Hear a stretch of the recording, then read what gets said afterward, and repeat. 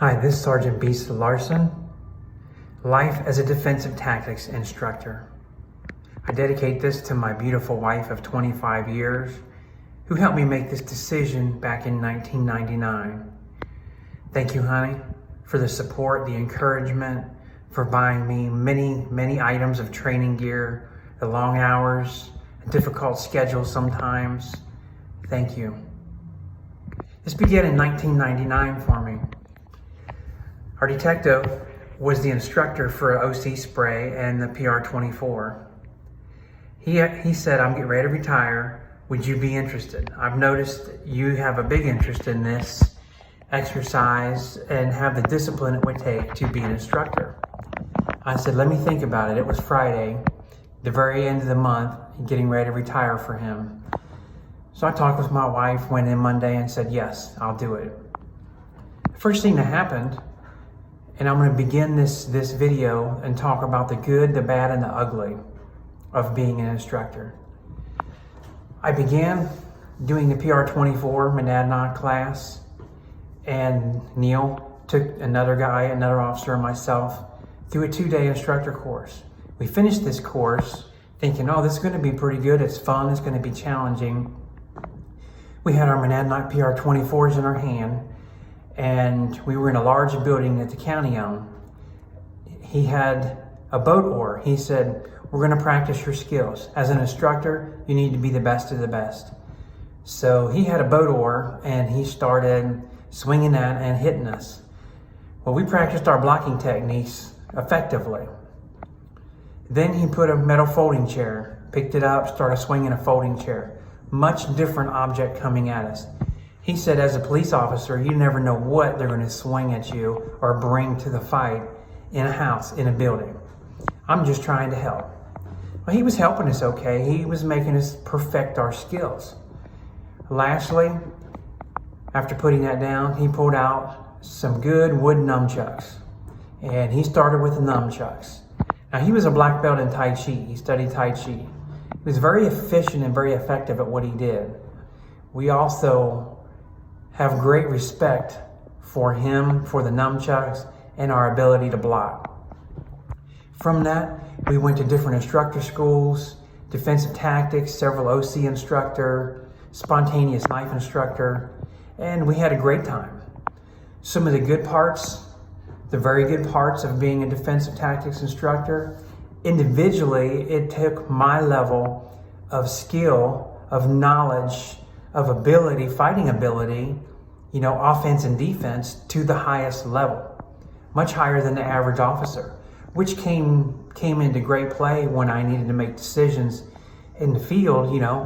Life as a street police officer, I was able to use my OC spray, my taser, my baton, make these decisions, these use of force decisions, much more, I don't want to say robotically, but because my brain was trained and programmed. Trained in being an expert in use of force. And I say expert, I'll tell you why. As an instructor, we got to go to many additional classes. And our boss, the sheriff, said, you find some stuff that's cheap or free, we'll send you there. So we did. We started researching and finding, and we did, the other instructor and I got to go do some training with the FBI in Cincinnati with the U.S. Marshals. We completed those courses with them. They said, you would now be considered an expert in use of force in federal court, which was a great honor for us. We had to go through many scenarios, decision-making, the liabilities, how not to get sued. What's important? Violating somebody's civil rights, the criminal law, or the policy. That's what gets you sued. We had to go through many paragraphs and scenarios and options to determine what would get somebody sued. Just as one aspect of that, watch many videos. Which weapon of choice would you use? We had to completely understand the pyramids and the different modules that departments use for use of force. Starting with officer presence, verbal direction, understanding what the other person, the subject person, I don't want to say criminal because they're not all criminal, they just not listening to you. Passive, aggressive, deadly force. We had to understand every training module so that we could go back and train and be the expert for every department we trained with. That was very rewarding. Besides that mental knowledge that we learned physically, we had to work out. We had to work out and run. We had to be in shape. We had to be fit. We had to look fit. They teach you an instructor course. You have to win people over within the first 15 minutes. So we came in dressed and looking like somebody who's a fighting instructor. And that contributed to our success. Besides being in great shape and being disciplined, we're disciplined with our eating and being healthy. So, mind, body, and spirit, we were trying to put ourselves above everybody else. We got a lot of certificates, a lot of things that went in our personnel file, which is always great. The training opportunities were whatever we could find and we could get to, we could go. Another great part of this, to fall under the good, the great, is we could develop and train patrol officers and their needs. Coming out of the cruiser, tactically coming out of the cruiser, the seven danger zones of a traffic stop. That's one of the videos I do. But unique tactics for patrol, different tactics for detectives, training for SWAT once there's entry, dealing with unarmed people in a house, in a building you're confronting while you're armed. You develop training for that. On the correction side, teaching correction officers their basic self-defense, training with the CERT team, the cell extraction response teams, as well as some riot squad. So there's a huge variety of training we got to do and be a part of and bring that knowledge to us, making us better individually with handling people.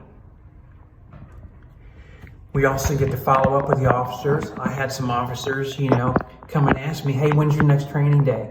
I give them a date, and my buddy Scott left being a school teacher, had a degree in education, to become a police officer.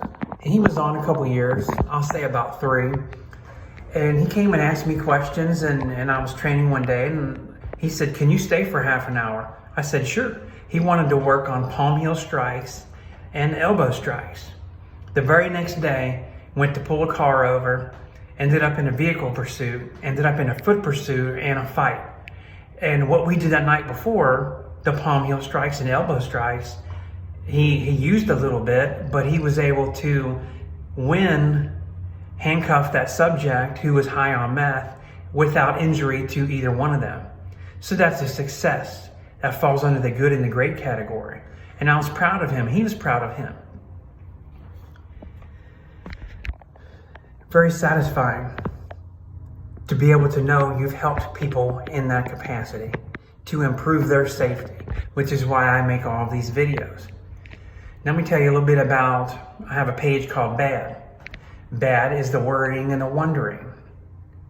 The detective Neil that brought me in to be an instructor and told me to develop this, make this program as much as you can for us. He said, I was a busy detective. I only did the OC spray and the baton. He said, take this to the hand-to-hand fighting and ground fighting. And that's what we did. Let me tell you about what wondering and worrying means. I would feel like a father to all the officers, and I would take it personal if they got hurt. I'm gonna tell you what that means in an incident here in just a minute. He also said I would be mad if a use of force went bad, meaning things went out of control. They could have been handled differently by the officer. The officer didn't pick up on warning signs, maybe got hurt, maybe not. The officer did some things that were excessive. That would bother and trouble you.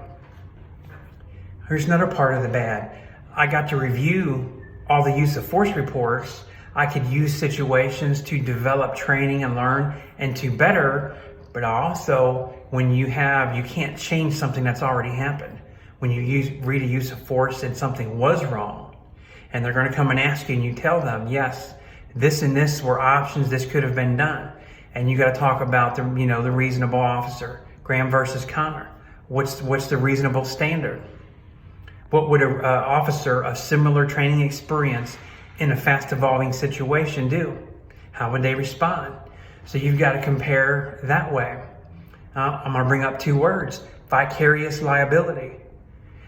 Officers involved in the use of force, and then they come and ask you, what did you teach about this specific thing, or in general, what striking techniques did you use? And we use the PPCT system, pressure point control techniques, I'm sorry. So you may have to go, and I've had to go and testify, this is what we taught the other instructor and I. This is what our department, our program consisted of. It wasn't outside over here, it was this. It wasn't outside of the box, inside the box, it was this. It was cut and dry. So you might get yourself in a situation, same as a range officer, to have to write and give an opinion of a bad shoot. Police shooting, it's good or it's bad. When an officer gets hurt, now we had one officer get hurt, and it was kind of a freak accident. There was a large field party, high school football players, and it happened, it was, football season, starting to get cool in the fall, bonfire in the field, there's a little bit of drinking going on. Other than the drinking, there's nothing other criminal. But the party had to get dispersed, and a drunk football player started a fight with my buddy Dave. And they're physically fighting and hitting. Dave had been through some training. He was former military. But this kid was a lineman, almost 300 pounds and about 6'4". Dave was my size, about 5'10" and 200 pounds. And he was doing a good job. He said he remembered them going up and down, and thinking, I need to get him on the ground, get control, and that's it. So he went to pick him up. Now, Dave was strong. He worked out in the gym all the time, all kind of weight program, running, biking. So he was in a good position. He could pick him up physically. He was young and strong. He went to pick him up, went to rotate, and his foot didn't move, and he got a spiral fracture of his shin. Well, I get a phone call at home about 11 o'clock at night from the sergeant saying, hey, I just want to give you a heads up. Dave got injured, told me this story, and said that, he's at the hospital. I called up, talked to him briefly, told me the next morning he called me at home and said, hey, I got to have some surgery. It's minor, not a big deal. When he had the surgery, I actually went to his house a couple times to visit, just to check on him. And I felt bad. I felt like it was my son. He was about 15 years younger than me. Not quite son age, but I felt that way. He recovered. He was back to working out, running, biking, got on the SWAT team after that, and did a great job. It was very important for him, but very important for me. But I remember telling my wife, I wish I could have been there, but you can't be there to protect everybody. It's kind of this burden that's on your shoulder. You feel bad. That's a part of it. Being an instructor, it's great. You walk around with your name, got a name and everything on here. It's a Boone County Sheriff Instructor Steve, and you get all this stuff and some fancy clothes, and you're walking around, you're in great shape, you're looking cool. But in the back of your mind, you're worrying, these guys are working right now, and you hear a call, and I hope they don't get hurt. Active physical, domestic, very active, lots of fighting. You hear on the radio officers calling for help. I need help, I need help. One of the worst things you can hear, whether you're police or you're in corrections, to hear an officer say, I need help, or call the code, I need help. We use 1078, officer needs assistance. You never want to hear that. It's heartbreaking. Lastly, let me go to the third point of this video, the ugly. And this ugly is really, really ugly. When the officer's actions could have contributed to a death. And I'm just going to mention one that everybody talks about, George Floyd. I've reviewed different video, the body cam that came out later. I've watched this, I watched his behavior. Please don't kill me, etc. He didn't want to get out of the car. Various levels of resistance. The officers were very, very easygoing with him. The only problem I have with this, when they get on the ground, and even in handcuffs, he continued to be this way. When they get on the ground, you get him in a position, get him in control, but you don't want him laying face down for a long time. We taught that. If they're on the ground, you cuff them. Once you have control, and control him with his arms, there's different techniques. This video is not about how to control. It's about teaching use of force, teaching defensive tactics, and this life. When you get on the ground, and I've said this in a few videos, if your knee is on their head and their neck area, you got a little bit, 15, 20, 30 seconds, not a magic number. You got a short period of time though. You determine, you assess, you get control, and then you move. Move your knee, move it to the shoulder, move it to the other areas. You don't keep it on there. And that's when things went wrong. And that's where it's hard as a defensive tactics instructor, 21 years, to say they messed up. But that's the point, they messed up. Now there's one of the ugly. The other ugly is to hear people talk badly about the police when they only have one side of the story. I knew the body camera would show other things. I knew the touch screen would show some other things. I've fought with people on bath salts and meth and all kinds of drugs, things that are bad. I understand this. I understand about ecstasy, the heart rate racing, the temperatures of the body going up. You know, I had a prisoner on the way to the hospital after a fight, after him overdosing on medicine and his heart stopped. And it was nothing that we did. We just did a couple stunning techniques. But when you take 30 Xanax and 30 amitriptyline, you're going to have a problem. It has nothing to do with me. But when things can go wrong and officers don't make a good decision, that's hard to swallow. It's hard to look with a smile on your face. When people criticize officers, it's hard to not want to defend the officer until, you know, people in court, you know, you have a right to fair trial. You have a right to face your accuser and the knowledge and the facts that you're being accused of, what you're being accused of and what the prosecution is. Same in this situation. You need both sides of the story. You need to hear from the officers. You need body camera. You need to hear from everybody you can. Then make a decision. But the world doesn't do that. They take and make decisions immediately. So I had a little bit of anxiety and stress over that. You know, there's been several officer-related incidents where the person dies and things get explained and things don't get explained. But that's kind of how this world goes. It's not a perfect world. We don't teach in a perfect world, and we can't respond perfectly in this imperfect world. So I have to accept those kind of situations are going to happen. Here's another part of the ugly.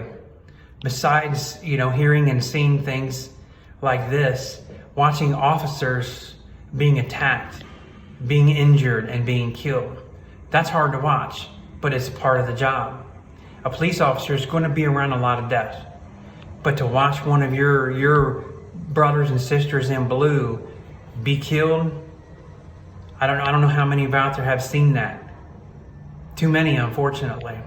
But that's hard to swallow. And as an instructor, you think, if this would have been different, if this was changed, if they would have moved quicker, if they would have drawn, or they see this threat, you know, draw fire quicker. But you can't be there. You can't tell them. You can't coach them. They're there by themselves. That's a hard part to swallow. So I kind of, you know, summed this up and to keep this under 20 minutes. It is great to be an instructor. No regrets. I will live with the bad. I will live with the ugly. I will try and keep that, you know, mentally and emotionally in a place that's manageable for me. But the rewards and the good and the helping I've done with other officers, and I continue to do. Yesterday, I've had 3 different young people contact me, young guys that start corrections next week, the academy. I've answered a few questions. I've pointed them in some right directions, some of the other videos I've made. And I'm excited for them in their career choice. This job chooses people as much as people choose it. Does that make sense? I was chosen, then I accepted and chose it. So it's rewarding to help. And helping is one of the greatest parts of being an instructor, because you know you've done something to help improve somebody else's job and their abilities. So I hope this helps to explain a little bit. If you're thinking about being a defensive tactics instructor, do it. Do it. Listen to this whole video. Pray about it. Talk to your close family about it like I talk with my wife. Make that decision and go for it. You won't regret it. Go forward, go strong, go hard. Don't look back. If you like this video, hit the like button, share it with your friends, share it with your peers, you know, so they can maybe understand a little bit sometimes the hard decisions that we have to make involving use of force. And hit the little red button to subscribe. Help us as our team grows. Thanks for watching.